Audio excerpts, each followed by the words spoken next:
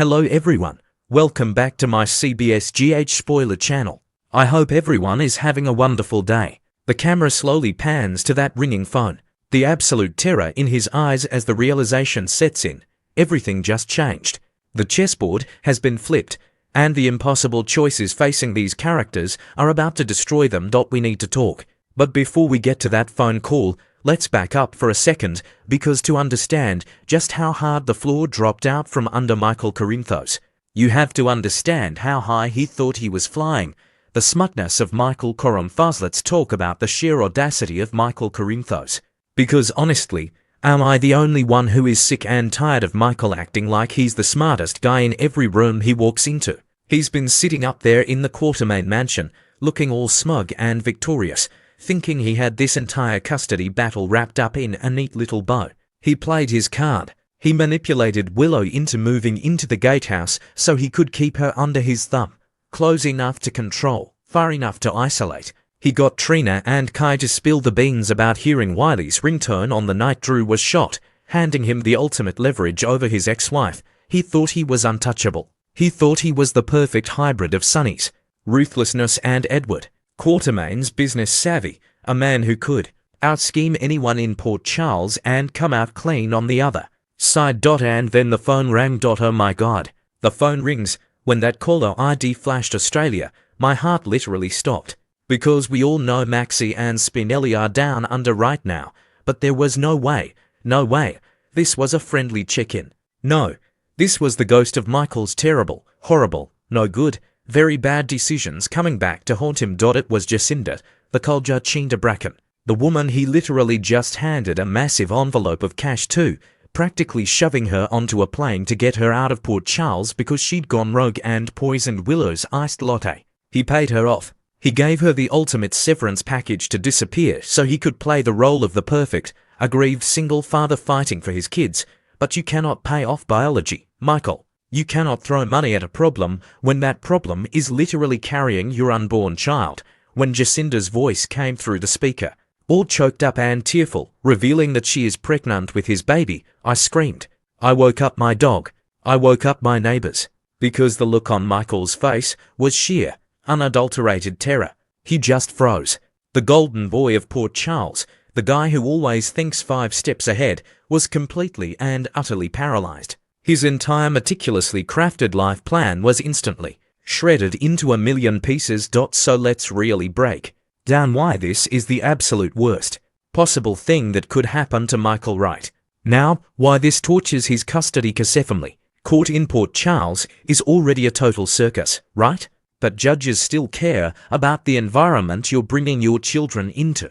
Michael is currently fighting tooth and nail to rip Wiley and Amelia away from Willow, painting her as an unstable, dangerous mother. But now, Michael is permanently tied to a woman who literally attempted murder.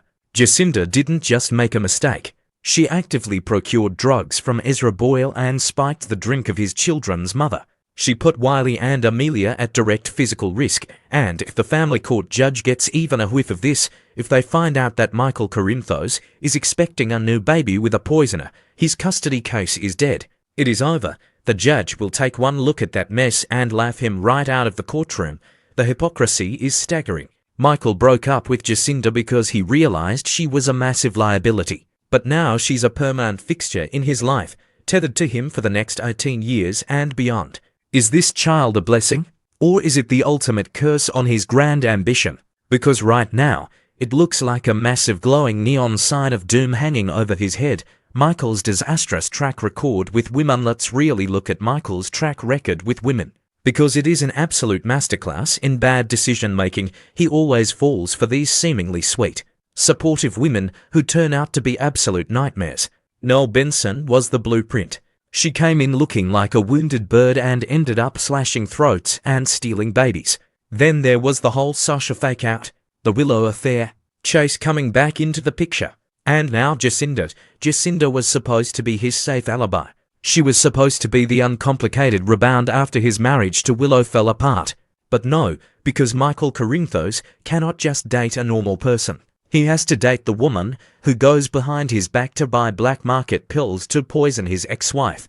And now he is forever linked to her. It's poetic justice, honestly. He thought he could buy her off with a fat severance check and a one-way ticket to the outback. But you cannot buy your way out of fatherhood. Wait, I'm getting ahead of myself. I'm so worked up about Michael getting his comeuppance that I almost forgot about the other half of this disaster. Let's talk about Willow. Willow's psychological torture. Can we please discuss the absolute psychological torture Willow is enduring right now? I know some people are loving this downfall for her, and I get it. Willow has made some truly terrible choices lately. I hate Willow right now. I really do. But also, I kind of want her to win. Does that make sense? I don't even know anymore.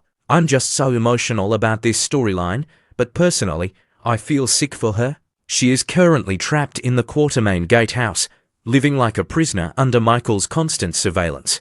She thought she was in her strongest position ever. She thought she had the upper hand. And then this news dropped. News travels fast on the Quartermain estate. You cannot keep a secret in that house to save your life. So of course, the bombshell about Jacinda's pregnancy reaches Willow almost immediately. And the reaction? Pure, visceral disgust. Absolute revulsion. Imagine being Willow Kane in that moment. Imagine realizing that the man trying to take your children away from you, the man who constantly judges your every move, is about to welcome a new baby with the exact same woman who tried to end your life. The betrayal she must be feeling is off the charts. Michael slept with her attempted murderer. He created a life with the woman who drugged her coffee. It is so twisted and dark, and I am honestly obsessed with how messy the writers are getting with this. The trauma behind the paranoia. Have to talk about Willow's trauma here, because it completely explains why she's reacting with such extreme paranoia. This is a woman who was raised in a literal cult. She was brainwashed by Shiloh. She had her first baby stolen and swapped at birth. She found out her biological mother was Nina Reeves, and she discovered her secret twin was Nell Benson, the very woman who tortured her and Michael for years.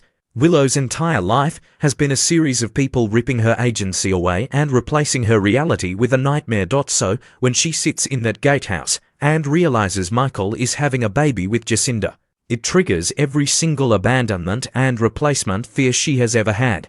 She isn't just worried about losing custody. She is terrified that Michael is going to recreate the Nell situation all over again. She is terrified that Wiley and Amelia are going to be sidelined for this new, untainted Corinthos heir.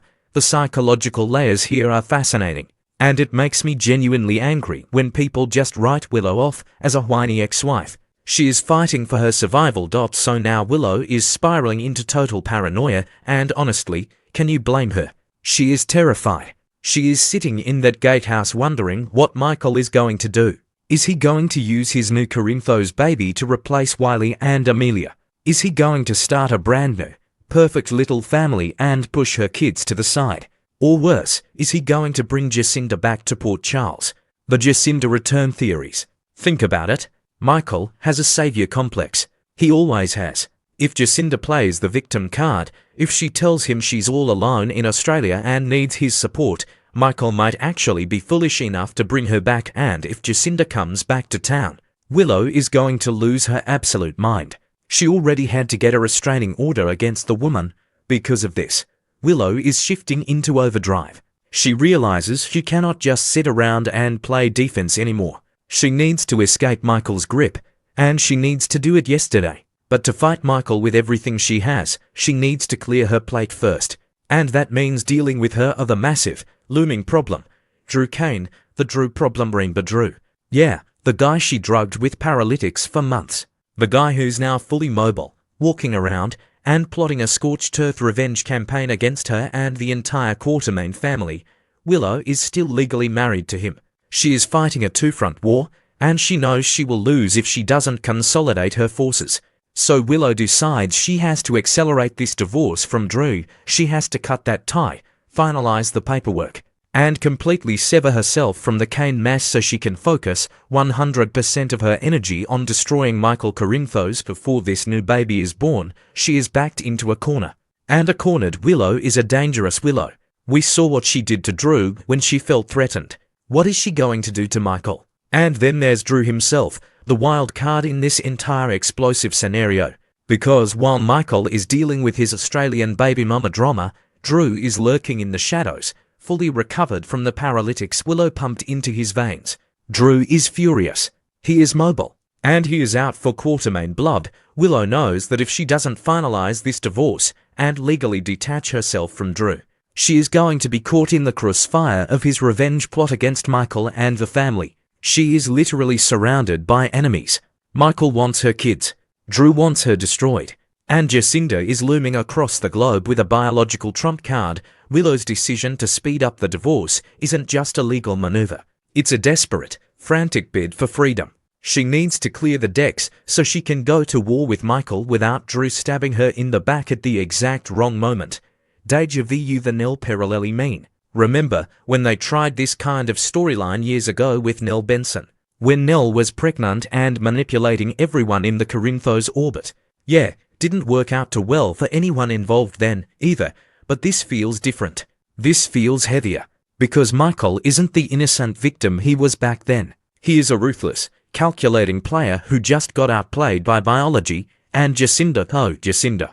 Do we really think she's just an innocent, weeping mother-to-be down in Australia? Please, she knows exactly what she's doing.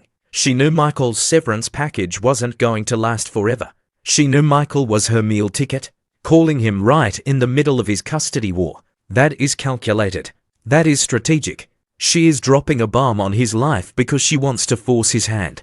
The courtroom for Lutium just sitting here trying to predict how this is going to play out in court, because Diane Miller is going to have an absolute field day with this, right?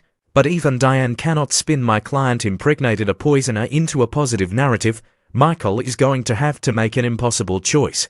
Does he deny the child to save his custody case for Wiley and Amelia? No, he's a Corinthos. He would never abandon his own kid. So he has to claim the baby, which means he has to claim Jacinda to some degree, which means he hands Willow the ultimate ammunition to win full custody. It's a brilliant catch-22. The writers have literally painted Michael into an inescapable corner, and I am cheering. I know some fans are probably exhausted by the constant Corinthos baby drama, but this is exactly the kind of high-stakes, soapy goodness that keeps me tuning in every single day.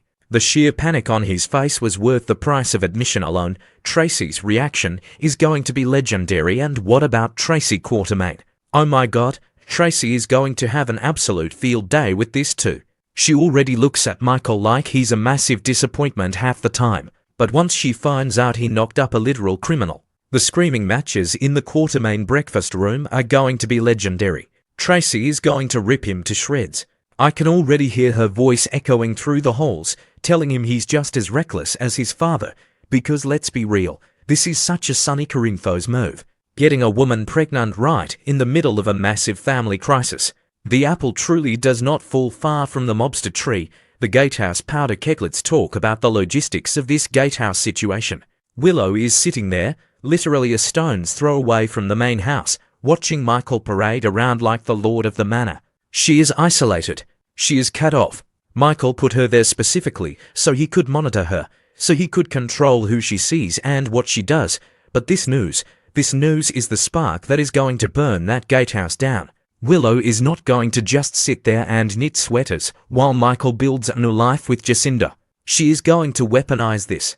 She has to. I am dreading, in the best possible way, the inevitable moment when Jacinda steps off a plane at Port Charles Airport, holding her little baby bump with a smug smile on her face.